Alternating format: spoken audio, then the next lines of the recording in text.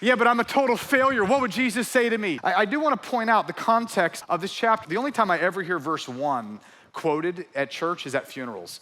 Don't let your hearts be troubled. You believe in God, believe also in me. This is like, I've probably heard this 50 times at funerals in my life. And yet the context of the verse is not like, oh, I'm about to die, so you're so sorrowful. If you back up to chapter 13, verse 36, Simon Peter said, Lord, where are you going? Simon Peter's the guy that kicks us off. Jesus said, where I'm going, you can't follow, but you'll follow me afterwards. Peter said, Lord, why can't I follow you? I'll lay down my life for your sake. And that's when Jesus says, will you lay down your life for me, Peter?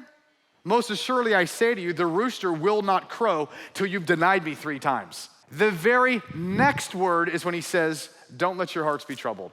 Let me make this clear.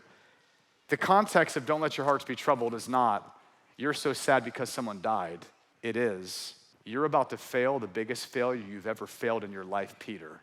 And when you fail, there is a father wound in you that wants so bad to please the boss man, to please your dad, to please your mom. He doesn't even wait for Peter to respond. He says, you're about to fail me in the biggest way possible.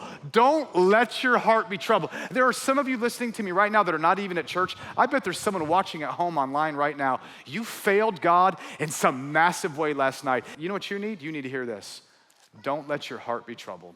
You just did what you should not have done. You slept with what you should not have slept with. You went where you should not have gone. And what happens is when your heart gets troubled, you start living like an orphan and you want to avoid. And the answer is not to run from Father's house. The answer is to run to Father's house.